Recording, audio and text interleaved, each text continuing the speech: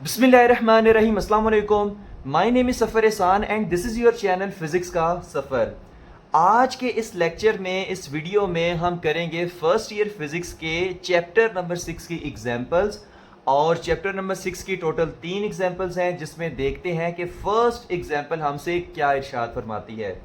तो a tiny water droplet of radius 0.010 centimetre, एक कोई छोटा सा ड्रॉपलेट है जिसका रेडियस हमें दिया हुआ है 0.010 centimetre, descends through air from a high building, एक हाई बिल्डिंग से उसको गिराया जाता है और वो एयर में से होता हुआ नीचे की तरफ आता है। कैलकुलेट इट्स टर्मिनल वेलोसिटी, उसकी टर्मिनल वेलोसिटी आपने कैलकुलेट करनी है। ठीक है, आपको पता है कि जब भी एयर में से ऐसे नीचे की तरफ वो आ रहा होगा तो एक पॉइंट पे आके उसकी वेलोसिटी फिर आप क्या हो जाएगी, कांस्टेंट हो जाएगी। फिर उस पॉइंट से नीचे वो कांस्टेंट वेलोसिटी के साथ नीचे की तरफ मूव करेगा। उस कांस्टेंट वेलोसिटी को टर्मिनल वेलोसिटी कहते हैं। Given that eta for air, ठीक है, विस्कोसिटी ऑफ एयर कितनी दी हुई है, 19 into 10⁻⁻⁶ kg per metre per second. And density of water is rho is equal to 1000 kg per metre cube, और water की डेंसिटी कितनी है, 1000 kg पर मीटर क्यूब है।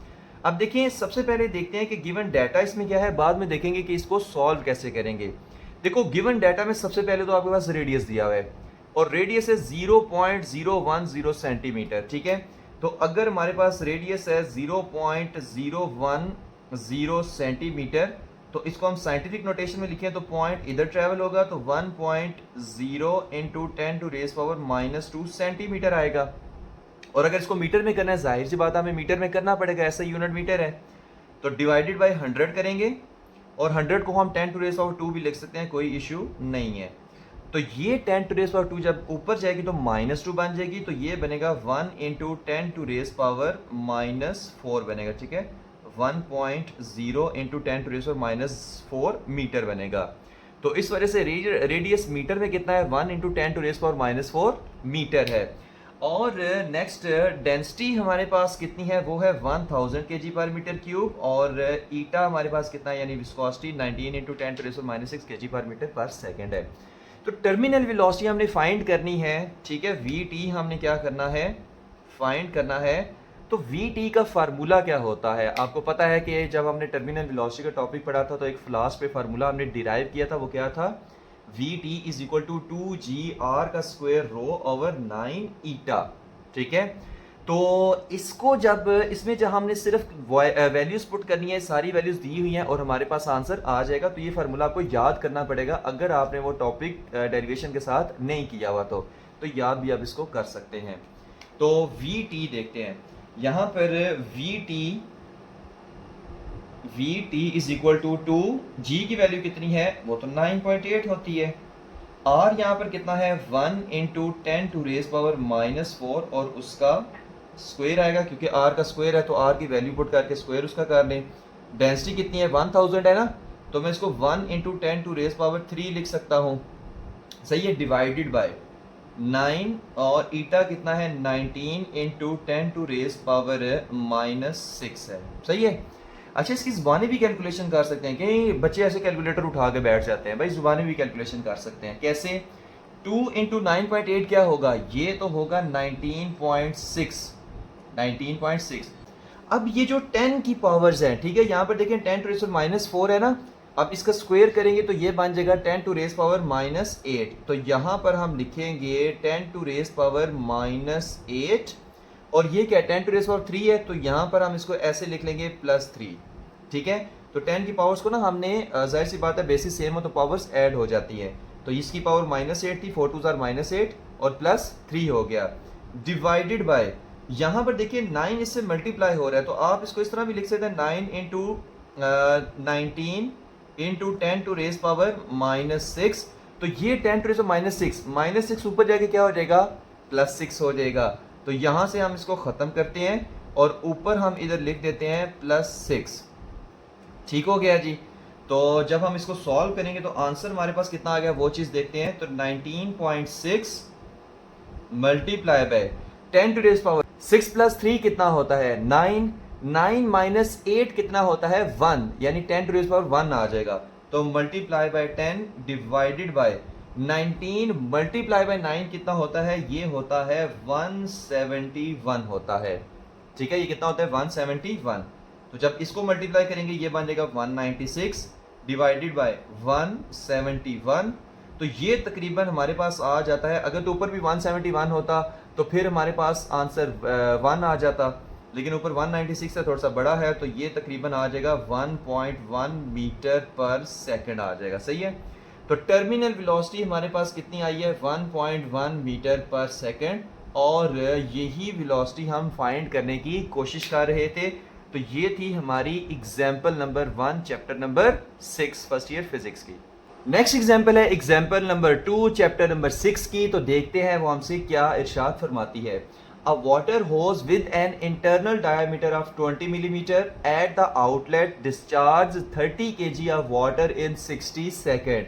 एक वाटर होज है, मतलब for example water hose pipe है हमारे पास एक, ठीक है, जिसका डायामीटर कितना है? जिसका डायामीटर है आपके पास 20 मिलीमीटर, यानी कि डायामीटर कितना है? 20 into 10 to raise power -3 metre है। ओके हो गया। और इसमें से जो वाटर बाहर निकल रहा है, वो 30 केजी निकल रहा है। ठीक है, मैस ऑफ वाटर कितना है? 30 केजी है। तो 30 केजी वाटर निकल रहा है 60 सेकंड में, यानी कि मैस फ्लो रेट उसने दिया हुआ है m/t। तो 30 केजी वाटर निकल रहा है 60 सेकंड में, किसके? इस इधर से इसके आउटलेट में से ऐसे 30 केजी वाटर ऐसे बाहर निकल रहा है 60 सेकंड के अंदर। कहते हैं कैलकुलेट द वाटर स्पीड।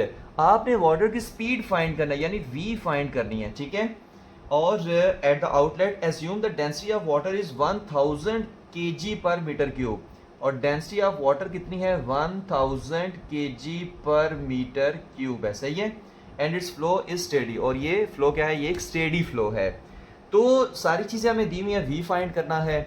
अब देखें यहाँ पर जो मैस फ्लो रेट और वॉल्यूम फ्लो रेट के बारे में जो बात करता है वो इक्वेशन ऑफ कॉन्टीन्यूटी है जो इनके बारे में बात करती है।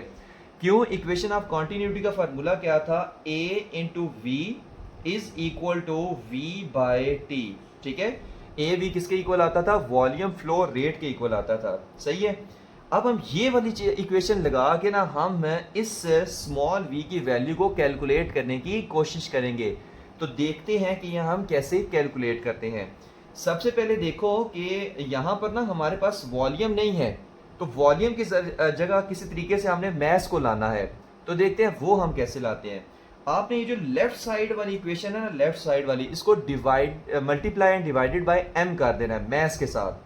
तो यहां पर आप करोगे ma into V divided by m is equal to V/T। क्या हमने किया है कि लेफ्ट साइड को multiply and divided by m कर दिया है। अब m को आप इधर ले आए, v को आप इधर ले आए। ठीक है, इनको इंटरचेंज कर लें, क्रॉस मल्टीप्लिकेशन में v इधर ले आए, m इधर ले आए। तो ये हमारे पास क्या बनेगा? ये हमारे पास बनेगा MAV डिवाइडेड बाय v, और ये बनेगा m/t हो जाएगा।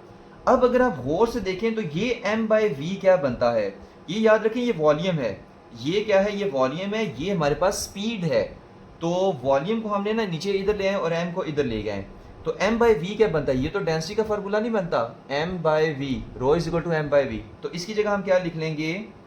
इसकी जगह हम लिख लेंगे रो, लिख लेंगे rho AV is equal to m/t।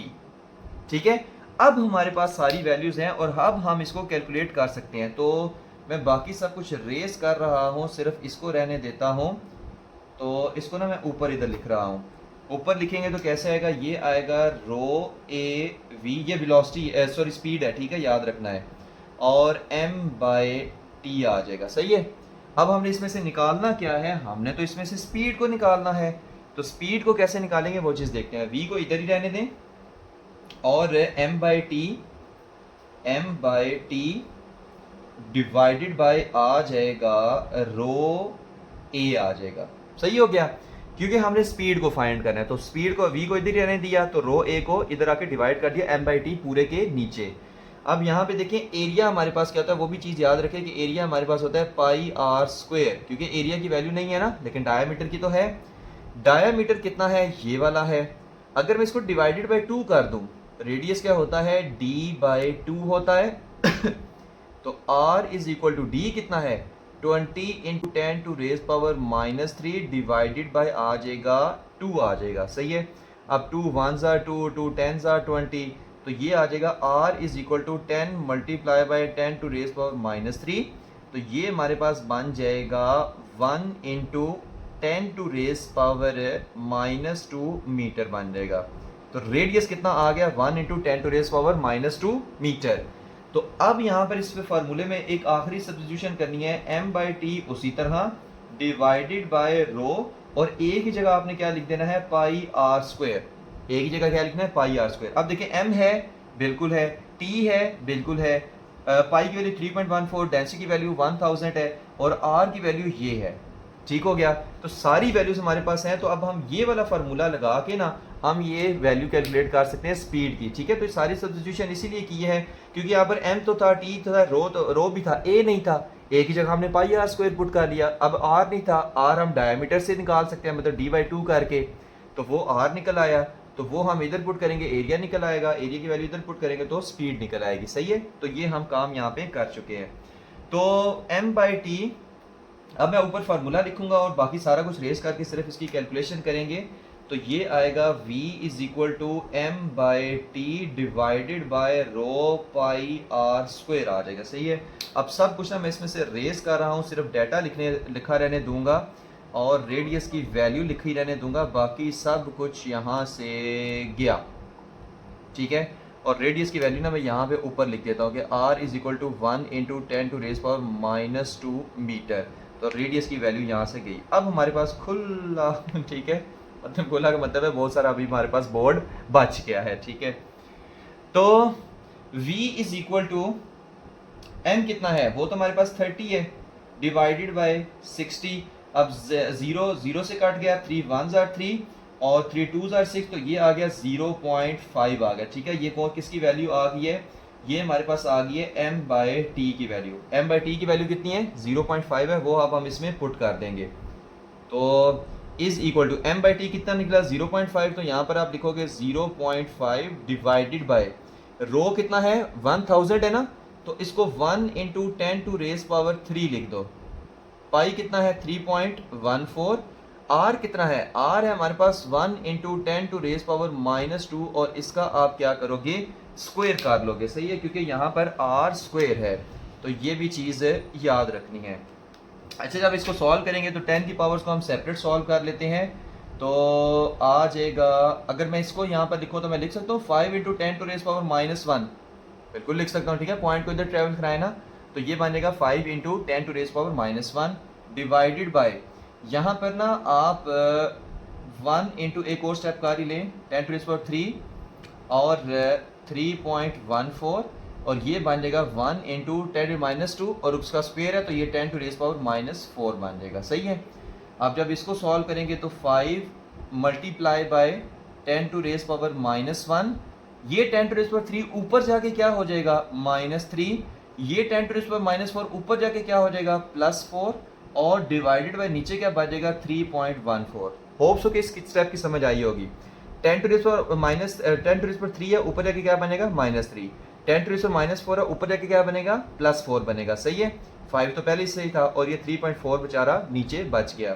तो जब हम इसको सॉल्व करेंगे तो ये हमारे पास आएगा -1 और -3 कितना हो गया, ये -4 हो गया, -4 + 4 ये हमारे पास 0 हो गया, और 10 टू रेज पावर 0 कितना होता है, 1 होता है। 10 टू रेज पावर 0 कितना होता है, 1 होता है। तो ये तो सारे के सारे फिर क्या, ये आ गया ना 5 into 10 to raise power 0 divided by 3.14, और 10 टू रेज पावर 0 1 ही होता है, लिहाजा मैं इसको यहाँ से ख़त्म कर रहा हूँ, सही है। तो VT हमारे पास कितना आ गया, 5 डिवाइडेड बाय 3.14। अब 5 डिवाइडेड बाय 3.14 हमारे पास कितना होता है, ये तकरीबन होता है 1.6 मीटर पर सेकंड। तो टर्मिनल वेलोसिटी भाई हमारे पास आ गया, वो कितनी आ गया, 1.6 मीटर पर सेकंड। और यही हमने क्या करना था, फाइंड करना था। देखो सबसे पहले हमने फार्मूले को सेट किया, जिसमें हमने क्या किया, A V is equal to V by T, ठीक है, volume divided by time. Left side को हमने दोनों साइड को लेफ्ट साइड को मल्टीप्लाई बाय एम और डिवाइडेड बाय एम कर दिया, ठीक है, क्योंकि हमें डेंसिटी फार्मूले में चाहिए था। फिर उसको सारे को सेट सुट करके तो ये फार्मूला आया, सिर्फ वैल्यूज पुट की हैं, खुद से उसकी कैलकुलेशन की है, तो बगैर कैलकुलेटर के भी ये सारी कैलकुलेशन हो सकती है। तो ये थी हमारी एग्जाम्पल नंबर 2 जिसका आंसर आया है 1.6 मीटर पर सेकंड आया है, ठीक है। और ये चीज़ याद रखिए, ये स्टेप अलग है और इस स्टेप के बाद ही आया है, ठीक है, इस स्टेप के बाद आया है। मैं ना इसे ऐसे ही घुचू मुझे इधर तो कर देता हूँ, लेकिन होप्स हो कि आप समझ गए होंगे, ठीक है। ये करके अब ये स्टेप आपने इसके नीचे यहाँ पर करना है, ठीक है। यहाँ पर करेंगे तो वो सारा आपका 1.6 मीटर पर सेकंड आ जाएगा। मेरा नहीं ख्याल ये बात बताने की ज़रूरत है। तो ये थी हमारी एग्जाम्पल नंबर 2। नेक्स्ट एग्जाम्पल है example number 3 chapter number 6 first year physics की। Water flows down hill through a vertical funnel, कि वाटर जो है वो फ्लो कर रहा है एक हिल से डाउनवर्ड, लेकिन किसके थ्रू? वर्टिकल फनल के थ्रू। तो वो हम सबसे पहले वर्टिकल फनल बनाते हैं कि फॉर एग्जांपल ये हमारे पास क्या है, वो वर्टिकल फनल है, यहाँ से ये और कुछ इस तरह से। भाई आपको पता है मेरी डायग्राम कितनी खूबसूरत है, सही है। तो the flow speed at the top is 12 centimetre पर सेकेंड। तो flow speed at the top हमारे पास कितनी है? वो 12 सेंटीमीटर पर सेकेंड है।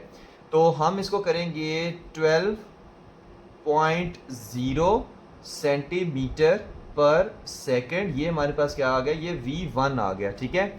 The flow speed at the bottom is twice the speed at the top. तो बॉटम पे जाहिर सी बात है एरिया कम है तो स्पीड ज्यादा होगी। तो बॉटम पे स्पीड कितनी है? इसके ट्वाइस है, यानी इसके डबल है। तो आप यहाँ पर V2 लिखेंगे कि वो 24.0 सेंटीमीटर पर सेकेंड है। ओके हो गया। अच्छा नेक्स्ट उसने क्या कहा हुआ है? If the funnel is 40 centimetre, मतलब इसकी जो हाइट है वो आप क्या कर लें, वो है 40 सेंटीमीटर। और ये H2 माइनस H1 करके हाइट का डिफरेंस निकाल के इसकी ये 40 सेंटीमीटर दी हुई है। Long at the pressure long at the top, if the funnel is 40 centimetre long and the pressure at the top is, top पे प्रेशर इसका कितना है? P1, वो है 1 पॉइंट, ठीक है, यहाँ पे 013 into 10 to raise power 5 metre square, ठीक है। टॉप पे जो हमारे पास प्रेशर है वो कितना है? वो 1.013 इंटू 10 टू 5 मीटर स्क्वायर है। What is the pressure at the bottom? P2 कितना होगा? बॉटम पे प्रेशर कितना होगा? तो ये आपने चीज़ें फाइंड करनी है। बट आपको पता है ये हम कैसे फाइंड कर सकते हैं? ये हम फाइंड कर सकते हैं बाय यूजिंग बर्नौलीज इक्वेशन, ठीक है। अब बर्नौली इक्वेशन को यूज़ करके ये हम कैसे फाइंड कर सकते हैं वो चीज़ें देखें। सबसे पहले देखें बर्नौली इक्वेशन है क्या? वो है P1 plus half rho V1 का square plus rho GH1 is equal to P2 plus half rho V2 का स्क्वायर प्लस रो GH2, ठीक है। ये बर्नौली इक्वेशन हम सबको पता है, हम ये पढ़ के आ चुके हैं, तो ये आपको जुबानी भी याद होनी चाहिए। अब इसमें से हमने क्या करना है? P2 फाइंड करना है, ठीक है। जब P2 फाइंड करना है तो बाकी सारी चीज़ों का इधर कोई काम नहीं, उनको उठाकर इधर ले आए। तो ये क्या बनेगा? P1, और ये जब इधर आएगी तो ये बनेगा, पहले इसको लिख लेते हैं, प्लस हाफ रो V1 का स्क्वायर। जब ये इधर आएगा तो ये क्या बनेगा? माइनस हाफ रो V2 का स्क्वायर आ जाएगा, सही है। और प्लस रो GH1, ये जब इधर आएगा तो बनेगा minus rho GH2 is equal to P2, सही है। देखो कुछ भी नहीं किया, P1 उधर ही है, हाफ रो V1 स्क्वायर उधर ही है, और रो GH1 भी इधर ही है। ये जब इस तरफ आया तो ये हो गया -1/2 रो V2 का स्क्वायर। ये रो GH2 जब इधर आया तो ये हो गया minus rho GH2 is equal to P2। तो P2 को इधर ही रहने दिया, बाकी सारी वैल्यूज को उठाकर इस तरफ ले आए। तो यहाँ पर देखिए हम लिख सकते हैं कि P1 is equal to half rho common आ सकता है, बिल्कुल आ सकता है। तो ये आ जाएगा V1 का स्क्वायर माइनस V2 का स्क्वायर, प्लस यहाँ से रो जी कॉमन आ सकता है, बिल्कुल आ सकता है। तो ये बन जाएगा H1 माइनस H2, ठीक हो गया। अब ये जो लेंथ है ना, यहाँ पर मैंने 4 सेंटीमीटर लिखे है, 4 सेंटीमीटर में ही है, ये हमारे पास 40.0 सेंटीमीटर है, ठीक है, याद रखना है। तो बल्कि इसको ना मैं ब्लैक मार्कर से ही लिखूँ तो ये है हमारे पास कितनी 40.0 सेंटीमीटर। तो ये जो हमारे पास हाइट है ना, एक्चुअल में h is equal to h1 minus h2 है, जो कितनी है 40 सेंटीमीटर है। तो मैं h1 माइनस h2 की जगह सिंपल मैं लिख देता हूँ, यहाँ पर प्लस आता है और यहाँ पे आएगा इज इक्वल टू P2, ठीक है। तो मैं ना इसको सीधा करके लिख लेता हूँ, P2 इज इक्वल टू, ये लिखूंगा P1 प्लस हाफ और रो को हमने भाई बाहर लिखना है, हाफ रो V1 का स्क्वायर माइनस V2 का स्क्वायर और प्लस रो G। अच्छा, H1 माइनस H2 को मैं सिंपल H लिखने लगा हूँ, H1 माइनस H2 को ये सिंपल H लिख लेगा, वो एक्चुअल में 40 सेंटीमीटर इसकी लेंथ दी हुई है। तो मैं यहाँ पर सिंपल रो G H लिख रहा हूँ, ठीक है। H1 माइनस H2 को सिंपल H लिख दिया। अब देखो मेरे पास सारी वैल्यूज हैं, मेरे पास P1 भी है, मेरे पास रो भी है, और रो क्या है, वाटर की डेंसिटी, वो कितनी होती है, वो 1000 kg पर मीटर क्यूब होती है, ठीक है, आपको पता होनी चाहिए। और V1 हमारे पास मौजूद है, बिल्कुल है, V2 भी है, और रो भी है, G भी है और H भी है, सही है।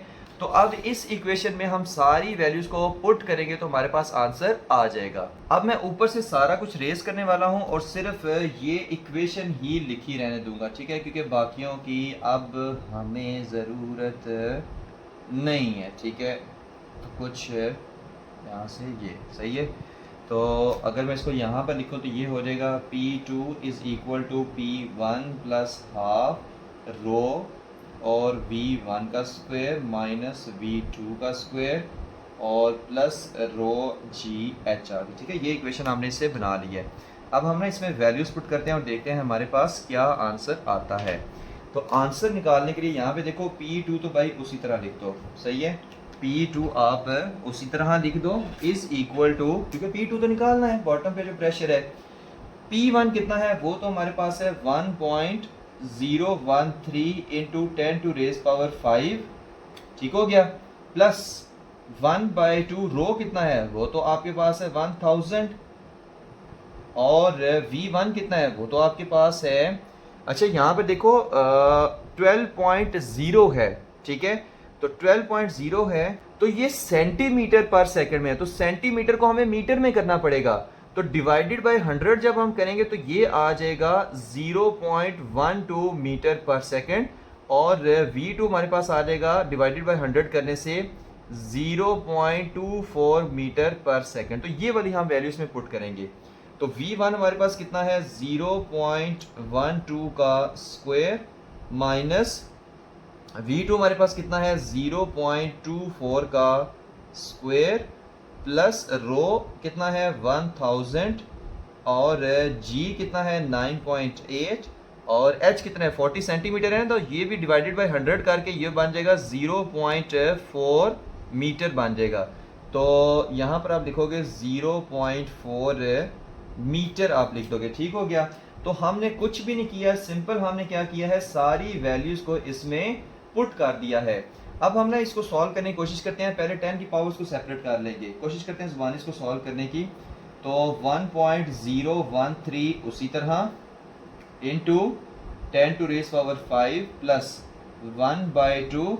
अच्छा, जब ये इसके साथ 2 1s are 2 2 5s are 10, तो ये हमारे पास हो जाएगा ऊपर 500, 1000 डिवाइडेड बाई 2 हमारे पास क्या होगा, ये हो जाएगा 500 और 0.12 का स्क्वायर माइनस 0.24 का स्क्वायर और यहाँ पर आएगा प्लस 1000। अच्छा, इसके साथ जब हम इसको मल्टीप्लाई करेंगे तो 1 2 और 3, तो ये बनेगा 9800 बन जाएगा, ठीक है। यहाँ पर पॉइंट है ना, तो 1 2 और 3 और साथ में क्या आ जाएगा, ठीक है, इसको इसके साथ मल्टीप्लाई हमने किया है तो साथ में आ जाएगा 0.4 आ जाएगा, सही है। अच्छा अब ना हम इसको सॉल्व कर लेते हैं भाई कैलकुलेटर पे, वो ही हमारे लिए बेस्ट रहेगा। मैं इसको कैलकुलेटर पे आपके सामने सॉल्व करते हैं और आंसर निकालने की हम इसमें कोशिश करते हैं। तो पहले इसको सॉल्व कर लेते हैं। तो is equal to 1.013 into 10 to raise power 5 plus, ठीक है, P2 इज इक्वल टू, अच्छा 5 यहाँ पे देखो 0.12 का स्क्वायर हमारे पास कितना आता है, ये हमारे पास आता है 0.0144 आता है, ठीक है, माइनस ये हमारे पास कितना आता है 0.24 का स्क्वायर, ये हमारे पास आता है 0.0576 आता है, ठीक है। तो आप इसको ऐसे लिख सकते हैं, ठीक है, यहाँ से ये ब्रैकेट थी और यहाँ से इधर ब्रैकेट थी, और इसको ना मैं आप रेस कर रहा हूँ आगे से क्योंकि इसकी अभी ज़रूरत नहीं रही, ताकि मैं इसको आगे की तरफ बढ़ा सकूँ। अब प्लस 9800 है तो 9800, ठीक है, मल्टीप्लाई बाय 0.4 करेंगे तो ये आ जाएगा 3920 आ जाएगा, सही है। और जब हम इस इधर से मैं इसको सॉल्व करने वाला हूँ, यहाँ पे जब करेंगे 0.014 माइनस 0.057, तो ये हमारे पास आ जाएगा माइनस 0.043, ये कितना आ जाएगा माइनस 0.043 आ जाएगा, सही है। तो अब जब ये हमारे पास आएगा माइनस 0.043, अब इसको आपने मल्टीप्लाई कर देना है 500 से, तो ये हमारे पास आ जाएगा माइनस 21.5, ये कितना आ जाएगा माइनस 21.5 और ये प्लस 3920 उसी तरह, सही है। अच्छा अब इसको जब सॉल्व करेंगे तो ये कितना आएगा 3920 और माइनस 21.5, ये आ जाएगा 3898, तो ये आ जाएगा 1.015 इंटू 10 टू रेज पावर 5 और प्लस कितना आ जाएगा 3898.5 आ जाएगा, सही है।